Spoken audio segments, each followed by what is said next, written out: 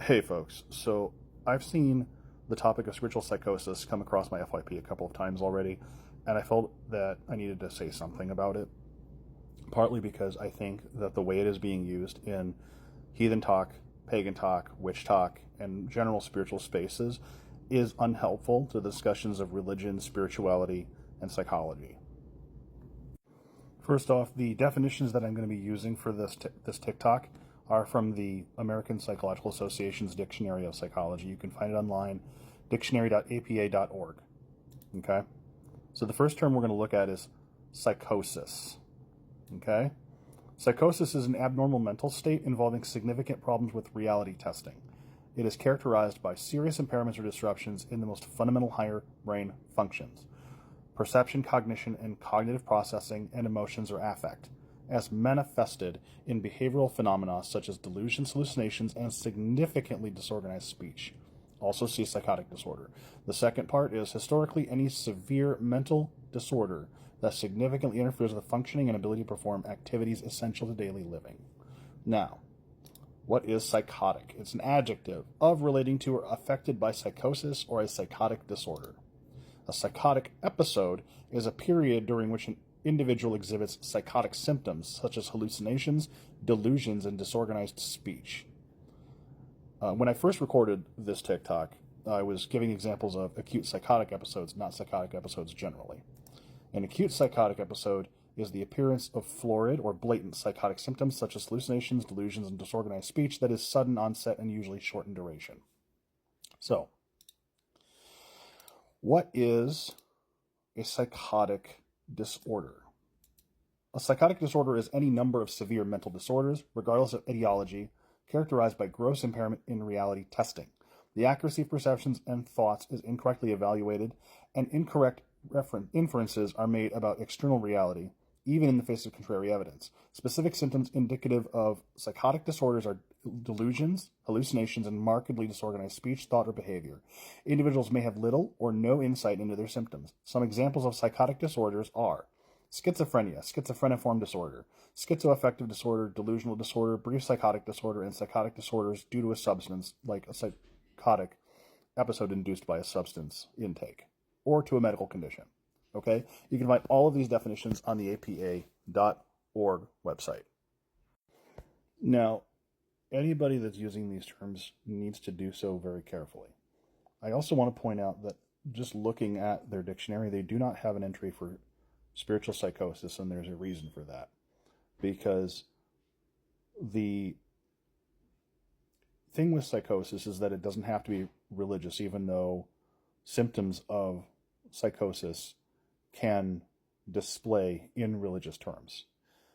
I think that we misuse these terms at our own peril, at the risk of harming people within our community and without our community. Partly because the discernment process, such as it exists on TikTok, you have people who are perfectly, at least from the outside, who will refuse to do the basics of spiritual hygiene, cleansing, grounding, centering, shielding, any of that stuff. They won't ward their spaces. And then they'll have really raw, powerful spiritual experiences. On the other hand, you have people who are dead set against having anything to do with spiritual phenomena in our spaces. Okay, so you have a wide range of opinions and beliefs regarding what religion and spirituality even is. And most of the people making these comments are not in any way, shape, or form qualified to make these pronouncements on the mental health of another person.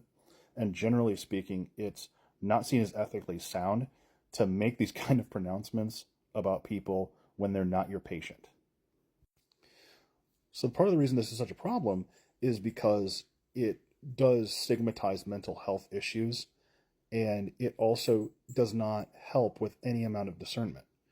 Throwing the accusation of spiritual psychosis at somebody doesn't actually help, especially if you haven't gone through what their discernment process looks like, if they have one, what standards they practice, etc.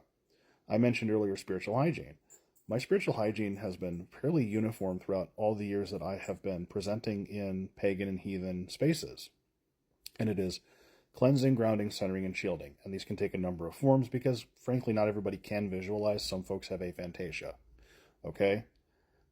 So we need to make the spiritual discernment process approachable for a multitude of different kinds of people with different kinds of mental and psychological spaces. So without standards and practice around what discernment even looks like, it's really hard to take people's word that this person is experiencing spiritual psychosis, because we don't even have fundamental tools to diagnose if somebody is investing themselves in a vision in the wrong fashion. Like if this vision they had was meant to be metaphoric, not literal. One of the consistent things that people talk about with the death card when it comes up during a reading is, oh, it usually doesn't mean death. I've had instances where people have come to me for readings regarding the health of a loved one, and the death card did come up, and it turns out that they were trying to come to me for a second opinion, and I had to tell them, like, during the reading, because I didn't know they were coming to me for a second opinion, I told them, look, I think this person is really going to die, and I don't think there's much you can do about it. The central card is death, and all the stuff around it is just preparing for the end. It turns out the person was asking me about a terminal case and wanted a second opinion and was hoping against hope I'd give them hope. That's not my job. Like, as a reader, my job is to read what's in the cards or read what's on the runes.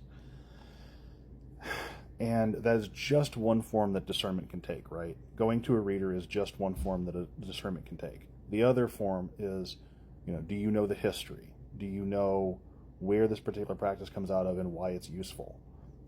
Do you know why Othin carries so many heti? Why these names mean something? For instance, Eager, the terrible. Like, Othin is capable of doing some really terrible things. And so it is okay to side-eye folks when they say, oh, I've never experienced Othin as anything other than love and fluff and cuddles. Like, yeah, you should look at that with a side-eye, because that might display a lack of discernment, or they're bringing baggage from previous religions or previous experiences into this relationship in a way that's not healthy or informative. If we're not going to have standards in the community for how to do that safely and effectively, that is an ongoing problem, and the issues that we are seeing around a lack of discernment are going to continue to be a problem. But what I don't think we're seeing is a lot of episodes of spiritual psychosis, because, well, first of all, spiritual psychosis does not exist, medically or psychologically speaking. What I'm also seeing is a lack of discernment in these spaces and an unwillingness to set standards in the communities that we're a part of. Even for such basic things as, can I figure out if this was a genuine message from the gods, or if this was my own sock puppets or my own desires for a thing to be so? Okay? A lot of folks will balk at spiritual hygiene. Will balk at double-checking, triple-checking to make sure that their experiences were what they thought they were, or going to an expert. So as long as expertise and discernment methods are not widely practiced in the communities, we're going to see these issues come up again and again.